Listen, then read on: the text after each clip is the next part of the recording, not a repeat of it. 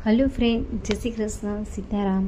आज આપણે બનાવીશું દાળ ઢોકળી, જેને બધા અલગ અલગ નામથી ઓળખે છે અને આપણા ગુજરાતમાં તો બધાના ઘરે બનતી હોય છે અને બધાને ભાવતી હોય છે। તો ચાલો આપણે એને બનાવીએ। તો એના માટે એક બાઉલ લીધું છે, એની અંદર એક વાડકા જેટલી મેં તુવેરની દાળ લીધી છે। તેને આપણે 2 પાણીએ ધોઈ લઈશું। ત્યાર પછી ધોવાઈ જાય પછી દાળને આપણે કુકરમાં એડ કરી દેવાની છે અને તેમાં 2 ગ્લાસ જેટલું પાણી એડ કરવાનું છે અને થોડુંક મીઠું એડ કરી દઈશું એટલે આપણી દાળ જે છે ફટાફટ બફાઈ જાય। દાળ બફાઈ જાય એટલે આપણે એને જોઈ લઈશું। જો આપણી આ દાળ જે છે બફાઈ ગઈ છે અને એમાં 2 ગ્લાસ જેટલું પાણી એડ કરી દઈશું અને એને આપણે ક્રશ કરી લેવાની છે। જો કે નીચે આખી દાળ ઘણીવાર રહી જાય તો એ ક્રશ થઈ જાય તો એકદમ મેશ થઈ જાય આ દાળમાં। જો આપણી આ દાળ જે છે એ ક્રશ થઈ ગઈ છે તો એને એક મોટા વાસણમાં કાઢી લઈશું અને હવે આપણે આ દાળના મસાલા બનાવી લઈશું। તો દાળમાં નાખવાના મસાલા છે એમાં મરચું, ટમેટું અને માંડવીના બી એડ કરવાના છે। આ દાળમાં અત્યારે મસાલા બધા એડ કરી દઈએ એટલે પછી આપણે દાળને સીધી ઉકળવા મૂકવાની જ રહે અને એ ફટાફટ બની જાય। અને ત્યાર પછી લીંબુનો રસ એડ કરી દઈશું। ત્યાર પછી હળદર, લાલ મરચું પાવડર,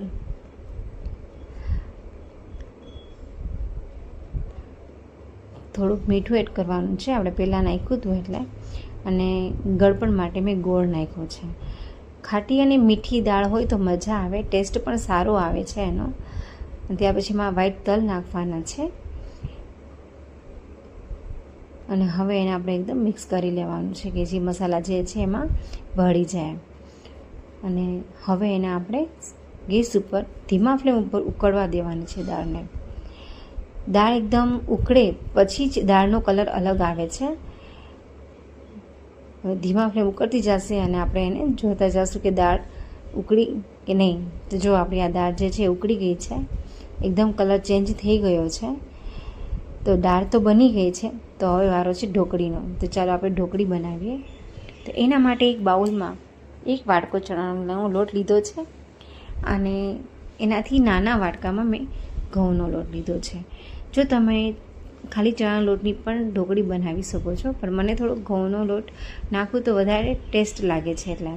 ત્યાર પછી બધા મસાલા આપણે ધાણા જીરું, હળદર, ચટણી, મીઠું અને થોડુંક તેલ। ત્યાર પછી આ લોટને આપણે એકદમ મિક્સ કરવાનો છે બાંધવા માટે, જે મસાલા છે એકદમ મિક્સ થઈ જાય। અને પાણી જે છે થોડુંક નાખતું જવાનું છે, કેમ કે ચણાનો લોટ છે એટલે પાણી બહુ ન જોઈએ અને થોડાક પાણીમાં લોટ બંધાઈ જાય છે। જો વધારે પાણી પડી જશે તો લોટ સરખો બંધાશે નહીં અને એકદમ ઢીલો થઈ જશે। એટલે જેટલું જોઈએ એટલું જ પાણી આમાં એડ કરતું જવાનું છે। અને આ લોટ જે છે આપણે જેવો થેપલાનો લોટ બાંધીએ છીએ એવો લોટ બાંધવાનો છે। જો આપણો લોટ હવે જે છે એ રેડી થવાની તૈયારી છે। જો આ બંધાઈ જશે તો લોટ બંધાઈ ગયો છે, તો હવે આપણે એને કોળવી લેશું અને એમાં થોડુંક તેલ નાખી લેશું।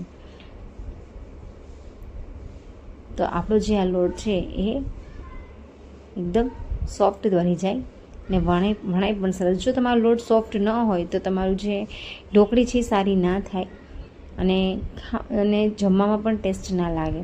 તો આના લુવા વાળી લીધા અને હવે આપણે એને વણી લઈશું જો આ રીતે। તો હવે આપણે એને વણવાની છે, લું લેશું અને થોડોક લોટ વેરી દઈશું ઘઉંનો અને હવે એને આપણે જેમ થેપલા વણીએ છીએ એમ જ આ વણવાનું હોય છે જો આ રીતે। તો આપણું આ ઢોકળીનું એક થેપલું તૈયાર થઈ ગયું છે અને હવે એને આપણે આપણા જે મનગમતા શેપીસ કરવા હોય, તમારે કોઈ ટ્રાયેંગલ, રેક્ટેંગલ, જો આ રીતે અને કટર અથવા તો ચાકાથી તમે કરી શકો છો। અને આ રીતે ટ્રાયેંગલ કે શેપમાં તમારે જે શેપમાં કરવા હોય તમે કરી શકો છો। અને પણ જ્યારે આપણે ઢોકળી બનાવીએ છીએ ત્યારે જે શેપ બને છે એને એકી હારે આપણે નાખવાના નથી હોતા. જો આ કાર્ય બધા નાખીએ છીએ તો એ ચોટી જશે.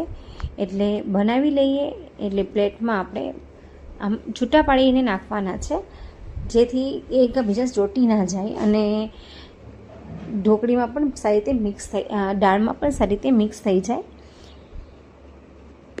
તો આપણી ઢોકળી જે છે એ દાળમાં એકદમ સરસ રીતે મિક્સ થઈ ગઈ છે અને એને આપણે હવે થોડીક વાર ઉકળવા દેવાની છે, જેથી ઢોકળી જે છે એકદમ ફૂલી જાય દાળમાં. તો જો દાળ ઢોકળી છે એ ઢોકળી જે જો સેજ ફૂલી ગઈ છે અને એની ઉપર હવે આપણે નાખીશું ગરમ મસાલો. હવે ઢોકળી અને દાળ બે રેડી થઈ ગયા છે. તો હવે દાળ ઢોકળીને આપણે થોડીક વાર માટે ઉકળવા દઈશું ધીમા ફ્લેમ ઉપર, એટલે બધા મસાલા એમાં પણ મિક્સ થઈ જાય અને ઢોકળી પાકી જાય આપણી. કેમ કે થોડીક વાર ઢોકળીને રાખશું દાળમાં અને એ પાકી જશે, પછી ખાવાની ટેસ્ટ અલગ હોય છે. જો તમે થોડીક વારમાં લઈ લ્યો છો તો ઢોકળી પાકતી નથી અને કાચા જેવી લાગે છે અને ટેસ્ટ પણ સારો ન લાગે. તો હવે આપણી ઢોકળીને દાળ એકદમ ઉકળી ગયા છે. તો હવે એના માટે વઘાર માટે આપણે તૈયારી કરીશું. તો એક બાઉલમાં આપણે 2 થી 2.5 ચમચા નાના તેલ લેવાનું છે, કેમ કે દાળ ઢોકળી જે છે એ ક્વોન્ટિટી ઝાઝી છે એટલે. તો હવે તેલ મૂક્યું છે તો એમાં તમે સૂકું મરચું, મીઠો લીમડો, જીરું, રાઈ અને ધમાલપત્ર, બાદિયા, આટલી વસ્તુ તમે વઘારમાં નાખી શકો છો. જો તમારે તલ નાખવા હોય તો તલ પણ તમે એડ કરી શકો છો. જો આ રીતે આપણે એને વઘાર કરી નાખવાનું છે. ધ્યાન રાખવાનું છે કે છાંટા ઉડે નહીં. હવે આપણી દાળ ઢોકળી બહુ મસ્ત લાગે છે કે વઘાર પણ સરસ થઈ ગયો છે. તો ચાલો આને મિક્સ કરી લઈએ. આ આપણી દાળ ઢોકળી બનતા વારી નથી લાગતી, જમવામાં પણ બહુ મસ્ત લાગે છે અને ફટાફટ બની જાય છે. દાળ ઢોકળી રેડી થઈ ગઈ છે. તો હવે આપણે એમાં કોથમરી ઉપરથી વેરી દઈશું. જો તમને મારી આ રેસીપી ગમી હોય તો લાઈક કરજો, શેર કરજો અને સબસ્ક્રાઈબ કરવાનું ના ભૂલતા. અને આપણે મળીશું નવી રેસીપી સાથે. ત્યાં સુધી આવજો.